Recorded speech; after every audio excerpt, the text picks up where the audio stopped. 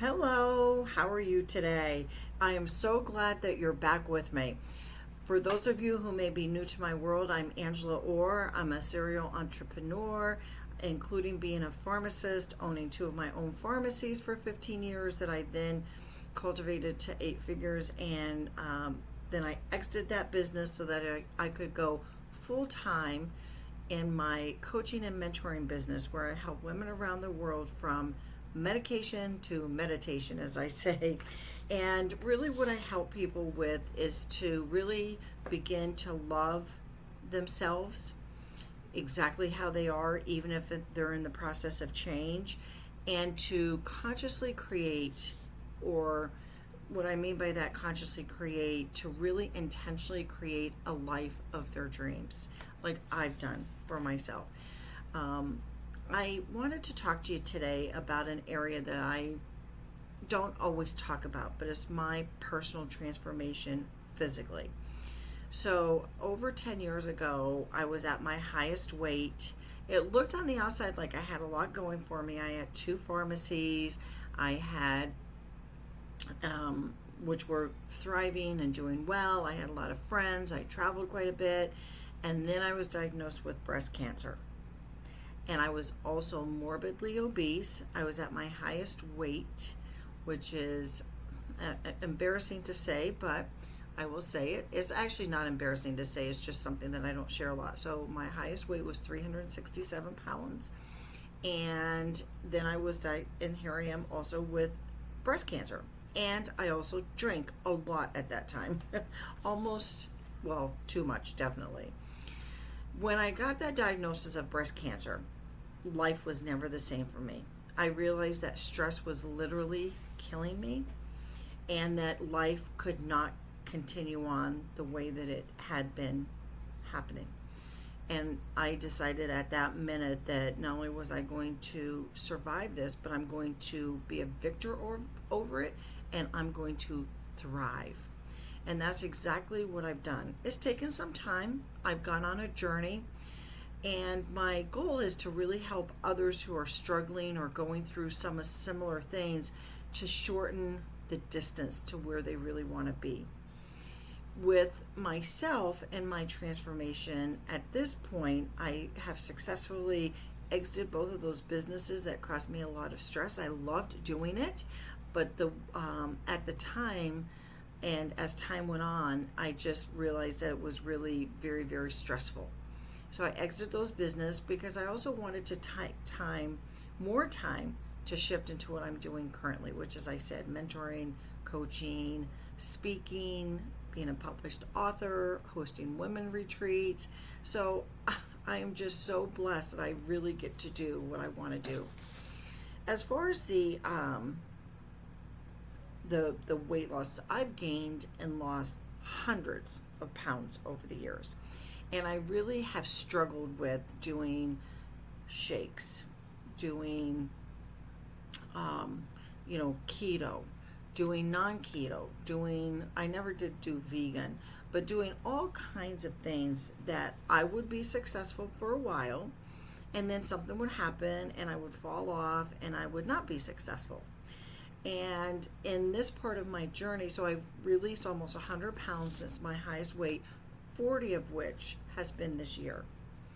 And what I really wanted to talk about today was one of the major shifts that I have had that I believe really has helped me to get to this point, and not only to not fall off, but I don't see myself doing that at all. And I use a lot of different tools and different things to help me with my weight, and it's not necessarily a diet per se. It's really about my mental status. And what I mean by that is I finally decided who I wanted to be. Let me say that again. I finally decided who I want to be. I think many of us make a decision about who we don't want to be, but we always aren't very clear about who we do want to be. And who we do want to be is somebody who, for myself, is healthy, has mobility, is graceful, does not have any issues walking, that I can walk very far. I can walk as far as I want, because that has been an issue for me in the past. I can easily go up and down stairs. I can go on walks with my friends, with my dog, play with my grandchildren.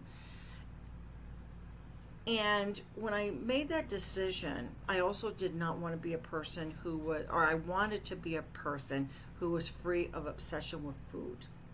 Because let's face it, you don't get to that kind of weight without being obsessed with food, or being obsessed with really trying to stuff down feelings, because that's what I was doing, is really trying to stuff down feelings and to not face certain things about myself.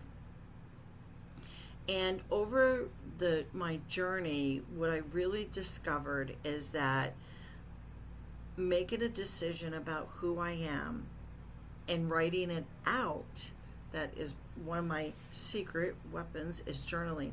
Writing it out about who I wanted to be. Not only who I wanted to be, but how did I want to feel? How did I want to act? How do I want to dress? How do I want to perceive myself? How do I want others to perceive me? And getting very, very clear on that was one of the first steps that I had to do in order to really overcome myself. Thinking the same thoughts always leads to making the same choices and always taking the same action. And by truly changing my thoughts and my beliefs about who I am, becoming very clear on who I wanted to be, has expedited my journey and has helped me to really focus on the actions that I do want to take. For instance, getting up at 4:35 in the morning to go to the gym, not having that extra food that I don't need before I put something in my mouth, thinking, am I really hungry? Do I really want this? And really helping to fine-tune those choices that will help me to release the weight and to become who I want to be. I also use meditation as one of my other tools, and the meditation helps me to quiet my mind down, because we're always going to have those thoughts. We're always going to have that conversation going on in our head. And I used to fight it as, tell it to shut up, I don't want to hear you, or I would believe it, about how I'm not worthy enough, or how it'll never work for me, or I'm always going to be fat and lazy. I would say some pretty harsh things to myself. And in my journey, where I've come to is that when those thoughts come up, I'm like, okay, you can say that, but that's not true. And instead of fighting it or trying to, because the more I would fight it, the more focus I would put on it, what I do is I refocus on who I am and who I say I am. And who I say I am is I am a very healthy person that is at an ideal body weight and can move gracefully. And I am beautiful. So those are some of the types of thoughts that I continue to go back to. It is work to do that, to try to get away from the thoughts that you don't want to have to the thoughts that you do want to have. But I also believe that it's a skill, and that the more you do that, the easier it gets to really be in that habit, so that you have those other thoughts that you don't want less and less often. So I'm going to stop this video today at this. I'm going to talk more about it in some future videos. I hope you have enjoyed this and it resonated. So what my suggestion would be to you is to really start thinking about, instead of what you don't want, think about what you do want. Write down some ideas. Journal about it. I have a YouTube series on here on YouTube about a quest for a summer body. It's an inside job. And I would highly suggest going through those 21 days. It really will help you to give you some additional tools and techniques and different ways of thinking about things so that you can start on your journey. I also am hosting a masterclass. I know that this YouTube video will be going up in July of 2024. So if it's before the end of July, you can reach out to me and I can give you information about that masterclass. Even if it's after that time, I will have it available for you to review, so you can certainly get in touch with me. I really appreciate you being here. I wish you so much love and energy. And just remember that you are worth it. You are worth the work that it takes to reach your goals. And that you are not, there's nothing that can stop you except yourself. So just remember that. And if you would like to know more about some of my programs, please again reach out to me and I'd be happy to respond.